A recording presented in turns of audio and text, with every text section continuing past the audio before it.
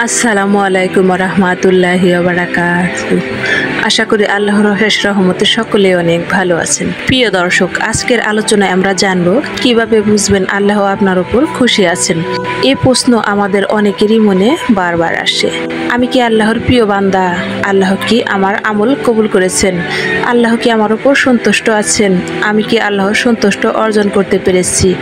আসুন আজ আমরা কোরআন ও হাদিসের আলোকে 5টি স্পষ্ট নিদর্শন সম্পর্কে জানব। আর এই নিদর্শনগুলো যদি আপনার মধ্যে প্রকাশ পেয়ে থাকে তাহলে ধরে নিন আল্লাহ আপনার উপর খুশি আছেন। আর এই বিষয়গুলো আপনাকে আরো আত্মবিশ্বাসী করে তুলবে। নাম্বার 1, আপনি নিয়মিত ইবাদতে আগ্রহ বোধ করছেন। যদি আপনি দেখেন আপনার নামাজে মন বসছে, কোরআন তেলাওয়াত করতে ভালো লাগছে, রোজা রাখতে আপনার ইচ্ছা হয়, এমনকি তাহাজ্জুদের নামাজ আদায় করতেও আপনি অধিক আগ্রহী হয়ে উঠছেন, এসব ইবাদতের প্রতি আপনার অন্তর আকৃষ্ট হয়, তাহলে এটি বড় একটি নিদর্শন। এমনকি আপনি যদি কখনো কোনো সমস্যার কারণে এক ওয়াক্ত নামাজ আদায় করতে না পারেন আর এর জন্য আপনার ভেতরে অনুতাপ সৃষ্টি হয়, তখন বুঝবেন আল্লাহ আপনার অন্তরকে জাগ্রত করছেন।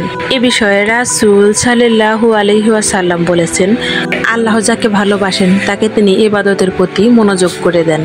হাদিস তিরমিজি। নাম্বার 2, গুনাহ করলে সাথে সাথে অনুতাপ হওয়া ও তওবার তৌফিক হয়। পবিত্র কোরআনে আল্লাহ তাআলা বলেছেন, নিশ্চয় আল্লাহ তওবাকারীদেরকে ভালোবাসেন। সূরা বাকারা আয়াত 222। আপনি যদি গুনাহ করার পর দ্রুত অনুতপ্ত হয়ে পড়েন, মনে অস্থিরতা হয়, এটি আল্লাহর ভালোবাসার সবচাইতে বড় পরিচয়।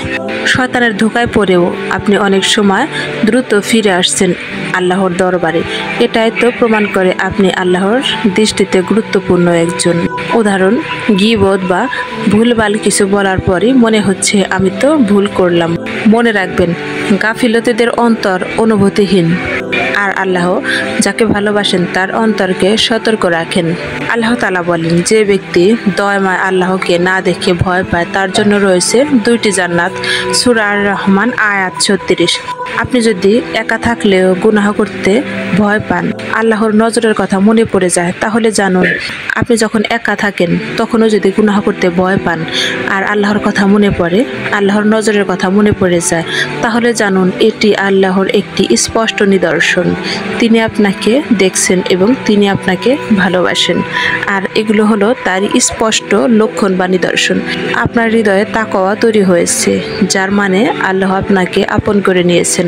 কেউ দেখছে না, কিন্তু হারাম কিছু দেখার সুযোগ আপনি নিজে নিজে পিছিয়ে যাচ্ছেন। এটা হলো ঈমানের শক্তি। নাম্বার 3, আপনি ধৈর্য ধরে দুঃখ কষ্টে আল্লাহর প্রতি আস্থা রাখেন। নাম্বার 4, আল্লাহর প্রতি আপনার ভয় কাজ করে যে আল্লাহ আমাকে দেখছেন, তিনি আমাকে শুনছেন। এর অর্থ আপনি আল্লাহর উপর ভরসা করতে শিখে গেছেন। আপনি তাওয়াক্কুল বুঝে গেছেন যে কষ্টের পরে স্বস্তি আছে। নিশ্চয়ই আল্লাহ তাআলা দেখছেন এবং তিনি আপনাকে অবশ্যই উত্তম প্রতিদান দান করবেন। এটাই হলো বড় নিদর্শন যে আল্লাহ আপনাকে বেছে নিয়েছেন। যেমন আপনি হয়তো দীর্ঘদিন ধরে একটা চাকরি খুঁজছেন, চাকরির জন্য চেষ্টা করছেন, কিন্তু সেটি হচ্ছে না। চাকরি যাচ্ছে, সম্পর্ক ভেঙে যাচ্ছে, দুঃখ আসছে, তবু আপনি বলছেন ইন্না লিল্লাহি ওয়া ইন্না ইলাইহি রাজিউন। আপনি তখন আল্লাহর প্রিয় বান্দাদের কাতারে চলে যান আর আল্লাহ আপনার উপর সন্তুষ্ট আছেন। নাম্বার 5, আপনি সৎসঙ্গ পেতে আগ্রহী হন এবং পাপী সঙ্গ ত্যাগ করতে চান। রাসূল সাল্লাল্লাহু আলাইহি ওয়াসাল্লাম এ বিষয়ে বলেছেন, যদি আল্লাহ কাউকে ভালোবাসে তাহলে তাকে দুঃখ কষ্ট দিয়ে পরীক্ষা করেন।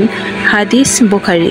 জীবনে হঠাৎ হঠাৎ বিপদ আসা মানেই সব খারাপ নয়। যদি আপনি বিপদে পড়েও ধৈর্য ধরে আল্লাহর উপর ভরসা রাখেন, এটি আল্লাহর একটি মহাদয়া। এ বিষয়ে রাসূল সাল্লাল্লাহু আলাইহি ওয়াসাল্লাম বলেছেন, মানুষ তার সঙ্গীর দিন অনুসরণ করে।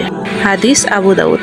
আপনি যদি নিজেকে ভালো বন্ধুদের সাথে যুক্ত করতে চান এবং খারাপ সঙ্গ ত্যাগ করতে চান, এটি আল্লাহর পক্ষ থেকে একটি বড় নিয়ামত। আল্লাহ যাদেরকে ভালোবাসেন তাদের সৎ বন্ধুদের মাঝে রাখেন, কারণ ভালো সঙ্গ আপনার ঈমানকে রক্ষা করে। যেমন আগে মন্দ লোকেদের সাথে সময় কাটাতেন, এখন মসজিদে বন্ধুদের সঙ্গে সময় কাটাতে শান্তি পান। এটা বদল নয়, এটা হেদায়েতের একটি নিদর্শন। আর এর অর্থ হলো এটাই যে আল্লাহ তাআলা আপনাকে বেছে নিয়েছেন আর তিনি আপনার উপর সন্তুষ্ট আছেন।